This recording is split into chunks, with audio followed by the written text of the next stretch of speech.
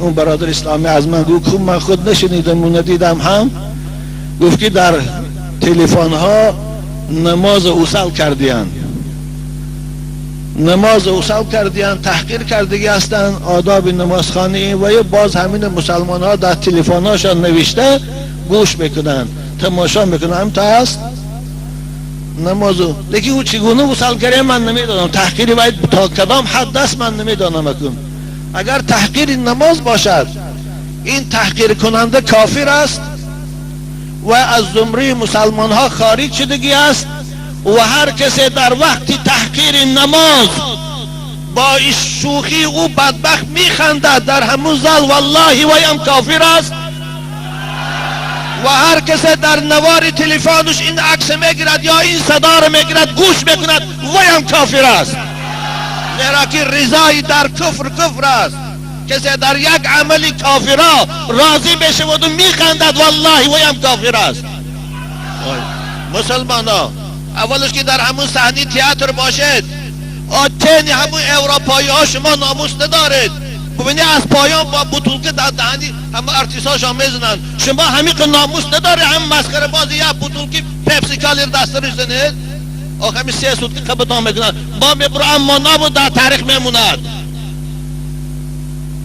بخواد که نماز تحقیر کند شما با خندید، نماز تحقیر کند با شما در نوار تلفن تان گیرد و با او رو تماشا کنید. کنی مسلمانی تان، کنی ناموس اسلامی تان، کنی دیانت داری تان، تا که حیوان بشید شما.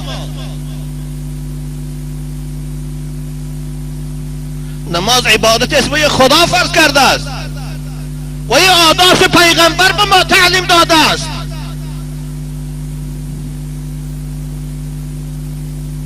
با در تلفن اینو می نویسید، تحقیر علماء ها رو در تلفنات ها می نویسید، با گوش میکنه با می خندید. قل ابالله و آیاته و رسوله کنتم تستهزئون قد کفرتم بعد ایمانکم. خدا میگه شما یار مسلمان بودید اما به سبب استهزای خدا، به سبب تمسخر کردن پیغمبر و دین پیغمبر وارثان پیغمبر شما کافر شدید. این حکم خدا هست. که ناموس شما، که ناموس دیانت شما دین تان تحقیر کنند، پیشواهای دین تان تحقیر کنند، احکام های دین تان تحقیر کنند، هم خندید و با هم در تلفناتان نویسید و گوش کنید. شرم باد برای این مسلمانی، شرم باد برای این نام مسلمانی.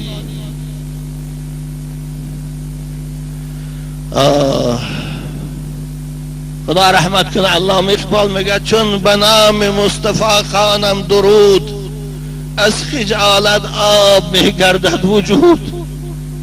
عشق میگوید که ای محکوم غیر سینه تو از بتان مانند دیر، تا نداری از محمد رنگ و بو با درود او میالا نام او، با درود خود میالا نام او. عشق محمدی ندارید، عشق قرآنی ندارید، عشق اسلامی ندارید، فقط یک صورت دارید و خلاص. و الا مسلمان در پیشش میشود یک کس دینش تحقیر کند. مسلمان نمیشود در پیش در صحنه که 1000 که 12 6 تا یا 3 لعین در صحنه نماز تحقیر کند و دیگران خندند. یک عالم پیشوای دین تحقیر کند و دیگران خندند. همون 1000 تماشابی والله کافر است. من فتوا بدم از این منبر رسول اکرم، من فتوا بدم که بگید کافر گفتن اجازت علما نیست. حکم اعدام برآوردن سود میتاند، پرقرار میتاند، چون حکم خدا رو عالم ها نمیتونن گفتن.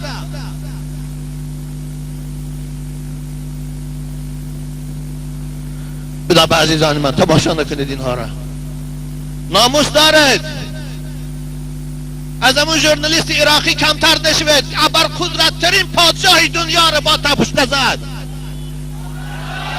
شما لااقل یک ارتیسی سگ یک تفلی زنید وای پادشاه نیست، وای پرزیدنت نیست، یک سگ است در صحنه، یک سگ مسخره بازی میکند، هویت زنید. نگذارید این تا تحقیر کنند.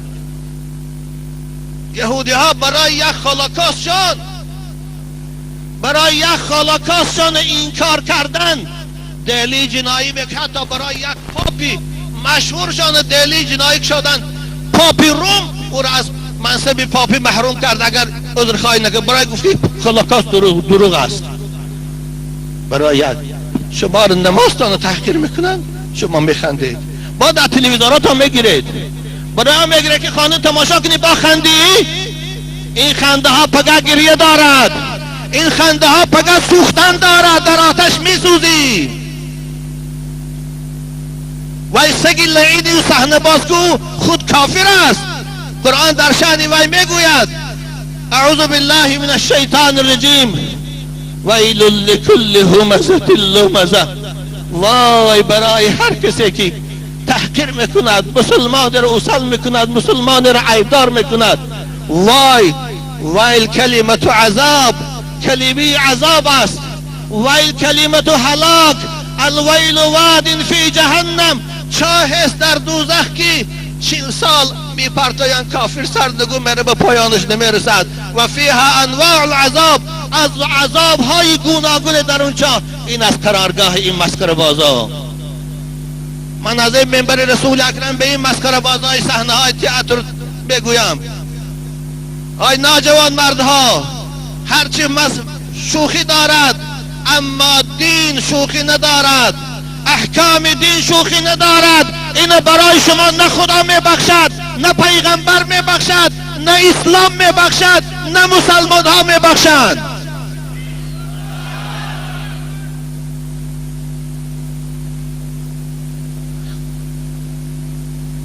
من به شما جوانا خطاب میکنم، جوانای با ناموس شوید، جوانای با غیرت شوید. برای خاطر یک تایم فوتبال مخلصاشان استادیان پر از بطولکه میکنن اگر به آدابی از طرف سودیه شود. شما را دین تا که مقدس ترین چیزتان است تحقیر میکنن، در صحنه میخندید و با تماشا میکنید.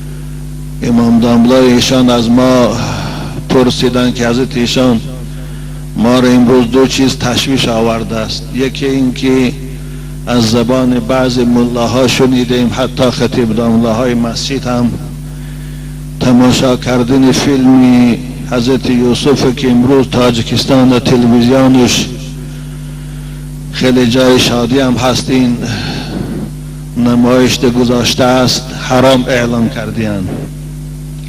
آیا این درست است یا نه؟ البته این خطا هست. کسانی که تماشای این فیلم حرام اعلام کردن من گمان نمی کنم که اونها مسلمان هستند یا غم اسلامی میخورند. اگر اینها پیشتر فتوا می برآوردن میگفتن سانتا باربرا را تماشاش حرام است و دیگر فیلم هایی که تلی سریالی که روز درا در تلویزیون می رفت یک بار آواز می برآوردن میگفتن تماشاش حرام است، ما اینها را به رأس و العین قبول میکردیم. اما وقتی که فتوا اینها به مقابل فیلم حضرت یوسف علیه السلام که غیر قصه قرآنی دیگر چیزی ندارد، با آداب و با حجاب اسلامی است برآمده است، من با ایمان کامل از این منبر رسول اکرم میگویم که اینها دست پروران یهودند. اینها کسانی هستند که از معلمان خود این سپارش گرفتند برای سیاه کردن نشان دادن تلویزیونی، یعنی ایران است و فیلم های ایرانی. اینا دیگر مقصود ندارند. عزیزان من، اولش که فیلم یوسف من فقط یک سیرش تماشا کردم، خلاص دیگرش ندیدم. وقتی نمایش گذاشته می شود که نه نماز است به اون قضا شود نه دیگر، یعنی سحر می شود یکی ساعت 2 می شده است به گفته آدم ها باشند. در این دو وقت یگان نماز نیست. بنابر مادامی که از عبادت خدا من نمی کند این حرام نیست. دیگر اینکه در فیلم یوسف سر تا پا همه آداب اسلامی رعایت شده است. زنهاش با حجاب هستند، پیغمبرها را نامش با آداب گرفته می شود، یگان خیلی تحقیره، به آدابی نیست.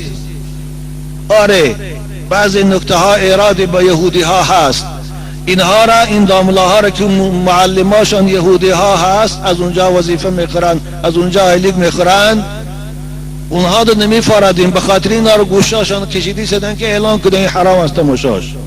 باور کنید شما همون داملایی که در محلتان همین گپ میگه تماشاش حرام است، شما پرسش که با داملا چون یک بار پیشتر سنت بربرون نگفته حرام است؟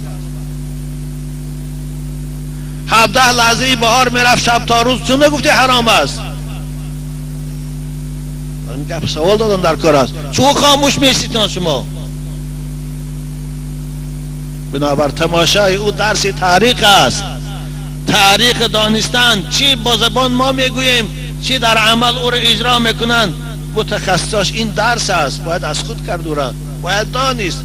هیچگاه چیزی که با چشم میبینید مانند بگفته تاثیر ندارد.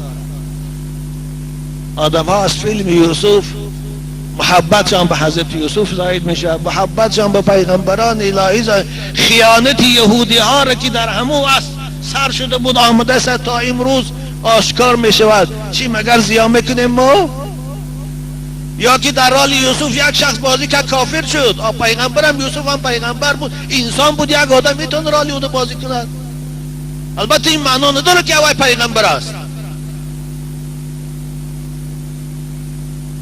دیگر اینکه این فیلم ها را علمای جامع الازهر اجازت دادگی هستند تماشاشه، حتی کسب استحصال کردنش. امروز دنیای ترغیب است، پروپاگاندا است. امروز چی گوده که دشمنان اسلام تمام راه و واسطه را استفاده میبرن برای بدنام کردن اسلام و علمای اسلام. وظیفه‌دار هستند حکومتدارای اسلامی و علماهای اسلام تمام واسطه را استفاده برن برای رواج اسلام و برای شناسانیدن اسلام به مردم. این احمقی است. و خوب تقوا داشته باش. ولی اگر همون ملا رو من پیشون باشه سیزن طلاق دیم، والله کنسرتای دوشنبه رو تماشا میکنن. این قسم حانیسه والله است. سیزن طلاق دیم اگر کنسرت تماشا میکنن در بخ تلویزیون شیشتن.